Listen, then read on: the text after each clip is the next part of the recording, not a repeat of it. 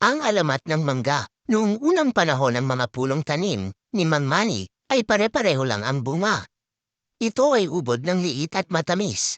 Ang tawag nila dito ay pautan. Maraming mga bata ang natutuwa kapag panahon ng pamumangga dahil si Mang Manny ang may-ari ng mga puno ay hindi siya maramo. Minsan ay may magandang dalaga na napadaan sa bakuran ni Mang Manny. Husto naman na may mga hinog na pitas si Mang Manny at tinalok niya iyon sa magandang dalaga at masaya naman na tinanggap ng binibini ang prutas. Sa sobrang tamis ng prutas na pautan, naisipan ng dalaga na itanim ang buto ng pautan, itinanim niya ito sa paanan ng bundok sa tabi ng bukid.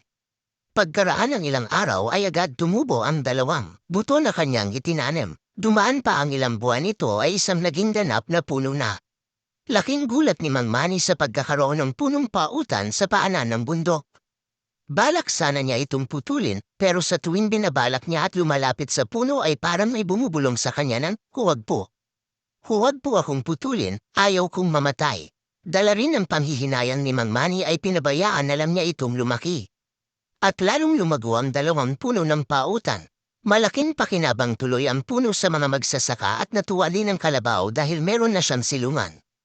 Kaya naman na madalas na nagpapahinga ang kalabaw sa ilalim ng puno, nagkaroon tuloy sila ng pagkakataong magkausap lagi ng puno. "Hulog ka ng langit sa akin, punong pautan.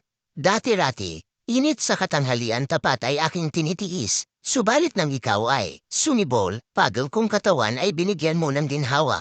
Kaya pag sa iyo ay may magtangkang pumutol ay maghanda sila sa sumay kong matulis. Salamat sa iyo, kalabaw at ako ay iyong ipinagtatanggol. Matagal na kitang hinahangaan bilib ako sa iyong kasipagan, kakisigan at kalakasan, nahihiyang wika ng puno." At hindi nagtagal, sa dalas ng kanilang pag-uusap ay nagkaintindihan ang puno at ang kalabaw. Samantala, nagkagustuhan na rin ang dalawang puno sa paanan ng bundok. Sa panahon ng paglilihi ni Pautan ay palaging samisilong sa kanyang lilim ang isang magsasaka na may dalang piku at ewan kung bakit gustong-gusto ng puno na titigan ang piku. At sumapit na nga ang araw ng pamumulaklak at pamumangga, parehong pinausukan at inalagaan naman ni Mang Manny ang dalawang puno. Ang lahat ng mga puno ay pawang nagbunga, at nang bumalik si Mang Manny upang anihin ang mga bunga ay lubha itong nagulat sa kanyang nakita. Ang dalawang puno na hiwalay sa karamihan ng bunga ay magkakaiba ang hugis at laki ng kanilang bunga. Hindi maisip ni Mang Manny kung bakit nagkaganoon. At muling nagpakita ang magandang dalaga at ipinaliwanag kay Mang Manny ang lahat. Sapagkat ganito ang nangyari, yung malaking bunga yon ang pagkakaunawaan ng kalabaw at pautan. Bagamat makawangis ang kanilang laki at ang mga bunga nila ng kabilang puno ay may pagkakaiba rin ng hugis at laki dahil ito naman ay naipaglili sa piko. "Binibini, paano mo naman nalaman ang bagay na iyan?" Yusisa ni Mang Manny, "Sapagkat ako ay diwata ng mga prutas. Kaya dapat ay bigyan na natin ng tawag ang mga bunga na iyan. Mabuti pa ay pagsamahin natin ang ating pangalan at ito ang itawag natin sa mga prutas na iyan. Ang pangalan mo ay Manny at ako naman ay ganda. Pag pinagsama natin ay mangga, ngunit ang dalaga sa kaunti-unting nawala. Kaya ngayon, ang mga tawag dito ay manggang kalabaw, manggang piku at manggang pautan. Hindi na mahalaga ang mga tawag dito, kahit anong klase ito, ang tawag dito ay mangga." Ang sarap, wika ng mga natutuwang sundalo. Nagulat ang mga magsasaka at natakot dahil sa baka sila ay malason. Pagkaubos ng kanilang kinakain ay muling humingi ang mga nasarapang sundalo.